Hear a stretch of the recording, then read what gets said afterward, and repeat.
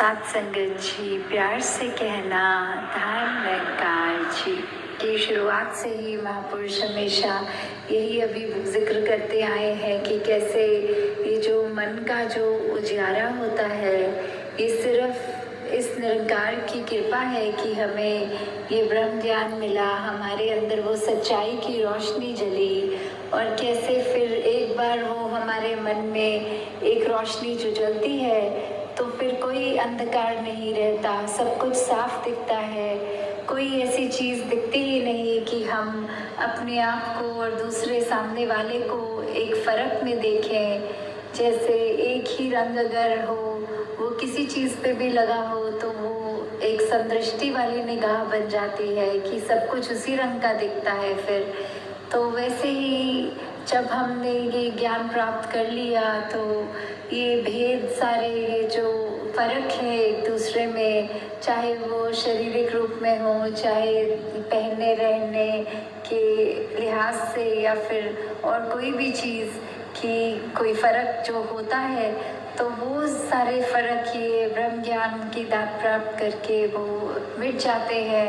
क्योंकि जब ये बात ही पता चल जाती है कि एक ये जो रोशनी है परमात्मा के रूप में, वो रोशनी हमारे अंदर भी है, सामने वाले के अंदर भी है, तो तभी जैसे दासी के पीछे भी ये जो लाइंस लिखी हैं हरदेव वाणी के कि किस तरह ये अंधेरा छटना ही जब है तो ही ये रोशनी करके कार्य होता है। कि जैसे अंधेरे में तो दीपक हम अगर जलाएंगे तो कितनी भी पुरानी वो अंधेरा हो उस कमरे में, वो उसी पल जगमगाने लगता है। तो वही कर्म ये ब्रह्म ज्ञान का हमारे जीवन में है कि हम चाहे पहले अपने आप में वो क्लैरिटी नहीं थी, पर अब जब वो आ गई तो सब साफ दिख रहा है, सब जिस तरह जो है वैसा ही दिख रहा है, अपने असली रूप में हर एक को हम देख सकते हैं। तो वैसे ही जैसे एक वो लाइन भी है कि the light with in you cannot diminish, कि अपने अंदर हमारे जो ये एक रोशनी है वो डिम भी नहीं हो सकती, वो कम भी नहीं हो सकती, वो बंद भी नहीं हो सकती, क्योंकि यही वो रोशनी है जो सदैव से है और जिसकी वजह से सब कुछ जगमगाता है। जो हर एक ज़र्रे ज़र्रे में है वो वही रोशनी है। तो हमें भी बस यही बात याद रखना है कि अंधेरे से तो हम कभी भी, अंधेरा नहीं है जो वो बंद होए, पर सिर्फ एक रोशनी है जो अंधेरा बुझा सकती है। तो वैसे ही हम सबको भी वो रोशनी बनना है। हम सबको, हमें जहाँ सदगुरु बाबा हरदेव सिंह जी महाराज भी वो अक्सर बात कहते थे कि अगर हम पहले तो मोमबत्ती की तरह, वो कैंडल लाइट की तरह खुद तो जगमगाएं और फिर हमारे साथ जो भी वो बुझे हुए कैंडल्स हैं उनको भी जगमगाने का एक ज़रिया बन सके। और अगर हम वो कैंडल नहीं भी बन सकते, वो कैंडल लाइट हमसे इमिट नहीं हो सकती, तो फिर एक आईना, एक शीशे का काम करें कि चलो खुद अगर उस रूप में नहीं जग पा रहे तो कम से कम ये रोशनी उसको रिफ्लेक्ट करके तो ये जगमगाहट कायम रहे। तो वही बात कि ले देखी कि जब है तो ऐसे ही दासी के लिए किसी महापुरुष ने पूछा कि ये 20 साल के बाद दासी इस निरंकारी मिशन को कहाँ देखना चाहती है, तो दासी ने वहाँ पे भी यही भाव रखे कि ये निरंकार तो शुरू से था और अंत कभी उसका होना नहीं है, तो जितना पुराना निरंकार उतना ही ये ज्ञान भी जो सदैव से है और सदैव रहेगा। और संत निरंकारी मिशन तो ज्ञान ही है, तो ये नया पुराना या सालों में सीमित तो नहीं कर सकते, पर फिर भी अगर वो बात तो वही कि हम अगर आज जो हम मिशन का हिस्सा हैं, हम मिशन की एक एक सिखलाई पर चलेंगे तो आगे आने वाली पीढ़ियों में भी वही जज्बा आएगा और ये कोई भी दुनिया का प्रांत नहीं होगा जहाँ तक संत निरंकारी मिशन ये सच की आवाज़ ना पहुँचा सके। और वहीं पर साथ ही एक और बात जोड़ी जो वहीं पे घटना हुई थी, एक कि एक बहन सेवा पे थी और रात से उनको पता नहीं लग रहा था कि उनका छोटा बच्चा किधर है, तो भी वो बच्चे के लिए परेशान ना होकर वो उस तरह सेवा में थी, तो अपने आप को एक काम रख के फोकस करके सेवा में कर रही थी व्यतीत। और तभी उनके घर से उनको फ़ोन आया कि उनका जो बेटा है उसका रात को एक्सीडेंट हो गया था, इसलिए वो नहीं आया घर पे। तो वो बच्चे से जब उन्होंने बात कर पाए कि वो रात भर तो आईसीयू में था और सुबह बस थोड़ी देर के लिए डॉक्टर ने जब वो होश आया तो बात करवाई, तो वो बच्चे ने बोला कि मम्मी आप अपनी सेवा छोड़ के नहीं आएंगी हॉस्पिटल। तो वो जो जज्बा होता है कि इतने क्रिटिकली इंजरी छोटे सी उम्र में उस बच्चे का होना, तो वो जहाँ बच्चे का भी वो विश्वास कि अगर मेरी मम्मी सेवा पे है तो मेरे शरीर के साथ तो चलो सुख दुख लगा जो है, पर मेरी मम्मी वो सेवा छोड़कर मेरे पास हॉस्पिटल ना आ जाए मुझे मिलने, पहले वो सेवा ही करें, सेवा को ही प्रायोरिटी बनाए। और वहाँ वो माँ भी जो सेवा पर आ गई थी और उसने ये जानते हुए भी कि अब बेटा हॉस्पिटल में है तो वो सेवा छोड़ के हॉस्पिटल नहीं भागी। तो ये जो दोनों तरफ ये जो चाहे हम ये बात करें कि बड़ों की भी और बच्चों की भी उम्र तो ये शरीर की ही होती है, अंदर जो रूह है ये निरंकार का अंश है जो, उसकी तो कोई उम्र नहीं है। और उसी पे ये जो विश्वास है ये हमने कायम का ये जो मिसाल वहाँ देखने को मिली, तो उससे दासी डेफिनेटली ये कह सकती है जहाँ बच्चों के अंदर ही इतना विश्वास हो, बड़ों के अंदर, बुजुर्गों के अंदर, तो ये जो मिशन है इसने तो आगे से आगे बढ़ते ही चले जाना है। बस हमें अपना कंट्रीब्यूशन वैसे देना है कि हम एक वो जस्टिस कर सकें जो हमारे हिस्से रिस्पॉन्सिबिलिटी है, उस रिस्पॉन्सिबिलिटी को हम अच्छी तरह निभा पाएँ। तो समय भी पूरा यहाँ हो गया है दासी और समय नहीं लेगी, बस यही बात कि कैसे हमें इस ब्रह्म ज्ञान, इस निरंकार का ये जो रोशनी हम पे है वो हम अपने अंदर उस तरह कायम रखें कि हम चाह कर भी नहीं फिर बुझ पा रहे। ये शरीर भी जब मिट जाएगा तो भी ये लौ नहीं मिटेगी, ये अपने और बड़े विस्तार में विशाल के साथ ही जुड़ेगी। तो ऐसे हमें भी जहाँ आज ये खुशियों के मौके मिल रहे हैं उसमें हम अपने मन को जहाँ हर्षित महसूस कर रहे हैं, पर वहीं पर हम ये एक बात भी ये देखें कि अगर निरंकार नहीं, अगर ये कृपा नहीं, तो ये रोशनी हमारे अंदर होने के बावजूद हमें उस रोशनी का एहसास नहीं होता। तो हर पल वही बात जो दासी अक्सर हर सत्संग में कहती है कि कोई भी स्थिति हो ये शुक्राना फैक्टर जो है वो कांस्टेंट रहना चाहिए उसमें। तो वही कि हम जहाँ पर खुद भी कुछ भी करने के काबिल नहीं, वहाँ हमको ये ब्रह्म ज्ञान प्राप्त करके इतना बड़ा दर्जा मिल जाता है कि हम ब्रह्म ज्ञानी हो जाते हैं। हम वो एक महात्मा रूप में एक जो बात बोली जाती है कि हर एक को वो इतना एलिवेशन, वो एक उभर के कि बाकी सब एक है, और हम अगर ऐसी कोई दात प्राप्त कर गए हैं तो हमारी भी उस दात की वजह से जो कीमत बढ़ी है, तो हम बस वो कीमत, वो मूल जो वो ब्रह्म ज्ञान है उसको हमेशा याद रखें और उसकी रोशनी से खुद भी चमके और ये नूर घर घर पहुँचे। साथ संगत जी प्यार से कहना धन्यकार जी। साथ संगत जी प्यार से कहना धन्यकार जी।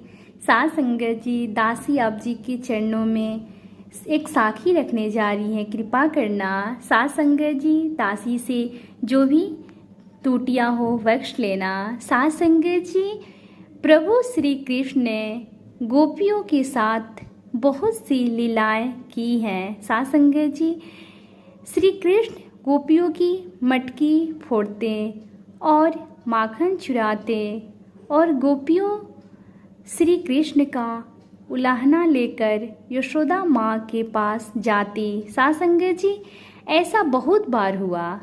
एक बार की बात है कि यशोदा मैया प्रभु श्री कृष्ण के उलाहनों से तंग आ गई। साथ संगत जी और छड़ी लेकर श्री कृष्ण की ओर दौड़ी। जब प्रभु ने अपनी माया को क्रोध में देखा तो वह अपना बचाव करने के लिए भागने लगे। साथ संगत जी, भागते भागते श्री कृष्ण एक कुम्हार के पास पहुँचे। कुम्हार तो अपने मिट्टी के घड़े बनाने में व्यस्त था, लेकिन जैसे ही कुम्हार ने श्री कृष्ण को देखा तो वह बहुत प्रसन्न हुआ। साथ संगत जी, कुम्हार जानता था कि श्री कृष्ण साक्षात परमेश्वर हैं। साथ संगत जी, तब प्रभु ने कुम्हार से कहा कि कुम्हार जी, आज मेरी मैया मुझ पर बहुत क्रोधित है। साथ संगत जी, मैया छड़ी लेकर मेरे पीछे आ रही है, भैया मुझे कहीं छुपा लो। साथ संगत जी, तब कुम्हार ने श्री कृष्ण को एक बड़े से मटके के नीचे छिपा दिया। कुछ ही क्षणों में मैया यशोदा भी वहाँ आ गई और कुम्हार से पूछने लगी, क्यों रे कुम्हार, तूने मेरे कान्हा को कहीं देखा है क्या? साथ संगत जी, कुम्हार ने कह दिया, नहीं मैया, मैंने कान्हा को नहीं देखा। साथ संगत जी, श्री कृष्ण ये सब बातें बड़े से घड़े के नीचे छुपकर सुन रहे थे। साथ संगत जी, मैया तो वहाँ से चली गई। अब प्रभु श्री कृष्ण कुम्हार से कहते हैं, कुम्हार जी, यदि मैया चली गई हो तो मुझे इस घड़े से बाहर निकालो। साथ संगत जी, कुम्हार बोला, ऐसे नहीं प्रभु जी, पहले मुझे 84 लाख योनियों के बंधन से मुक्त करने का वचन दो। साथ संगत जी, कुम्हार 84 लाख योनियों के बंधन से मुक्त करने का वचन मांगा। भगवान मुस्कुराए और कहा, ठीक है, मैं तुम्हें 84 लाख योनियों से मुक्त करने का वचन देता हूँ। साथ संगत जी, अब तो मुझे बाहर निकाल दो।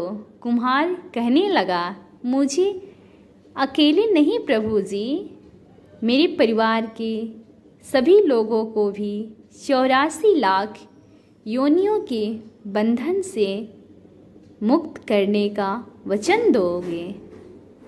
साथ संगत जी, तो मैं आपको इस घड़े से बाहर निकालूंगा। साथ संगत जी, कुम्हार अब अपने परिवार के 84 लाख बंधनों से मुक्त करना चाहता था। साथ संगत जी, प्रभु जी कहते हैं, चलो ठीक है, उनको भी 84 लाख योनियों के बंधन से मुक्त होने का मैं वचन देता हूँ। साथ संगत जी, अब तो मुझे घड़े से बाहर निकाल दो। अब कुम्हार कहता है, बस प्रभु जी, एक विनती है, उसे भी पूरा करने का वचन दे दो तो मैं आपको घड़े से बाहर निकाल दूंगा। भगवान बोले, वो भी बता दे क्या कहना चाहते हो। साथ संगत जी, कुम्हार कहने लगा, प्रभु जी, जिस घड़े के नीचे आप छिपे हो उसकी मिट्टी मेरे बैलों के ऊपर लाद के लाई गई है। मेरे इन बैलों को भी 84 के बंधन से मुक्त करने का वचन दे दो। साथ संगत जी, भगवान ने कुम्हार के प्रेम पर प्रसन्न होकर उन बैलों को भी 84 के बंधन से मुक्त होने का वचन दिया। साथ संगत जी, प्रभु बोले, अब तो तुम्हारी सब इच्छा पूरी हो गई, अब तो मुझे घड़े से बाहर निकाल दो। साथ संगत जी, तब कुम्हार कहता है, अभी नहीं भगवान, बस एक अंतिम इच्छा और है। साथ संगत जी, उसे भी पूरा कर दीजिए और वो ये है, जो भी प्राणी हम दोनों के बीच के इस संवाद को सुनेगा उसे भी आप 84 लाख योनियों के बंधन से मुक्त करोगे। साथ संगत जी, बस यह वचन दे दो तो मैं आपको इस घड़े से बाहर निकाल दूंगा। साथ संगत जी, कुम्हार की प्रेम भरी बातों को सुनकर प्रभु श्री कृष्ण बहुत खुश हुए और कुम्हार की इस इच्छा को भी पूरा करने का वचन दिया। साथ संगत जी, फिर कुम्हार ने बाल श्री कृष्ण को घड़े से बाहर निकाल दिया, उनके चरणों में प्रणाम किया, प्रभु जी के चरण धोए और चरणामृत पिया। साथ संगत जी, अपनी पूरी झोपड़ी में चना अमृत का छिड़काव किया और प्रभु जी के गले लगकर इतना रोया कि प्रभु मैं भी विलीन हो गए।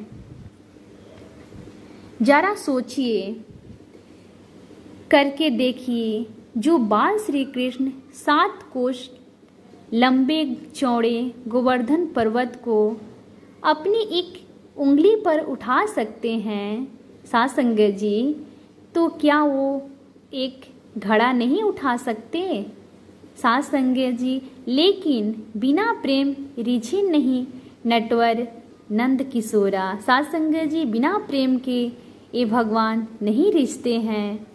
कोई कितनी भी यज्ञ करे, अनुष्ठान करे, कितना भी दान करे, चाहे कितनी भी भक्ति करे, लेकिन जब तक मन में प्राणी मात्र के लिए प्रेम नहीं होगा प्रभु श्री कृष्ण मिल नहीं सकते।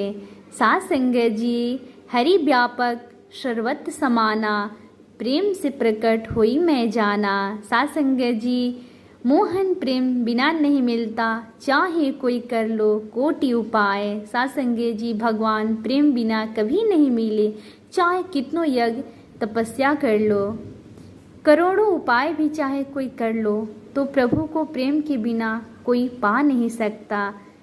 प्रेम परिचय को पहचान बना देता है साथ संगत जी, प्रेम परिचय को पहचान बना देता है, प्रेम वीरानों को गुलिस्तान बना देता है। मैं आप बीती कहता हूँ कि गैरों की नहीं, प्रेम इंसानों को भगवान बना देता है। साथ संगत जी, प्यार से कहना धन्यकार जी।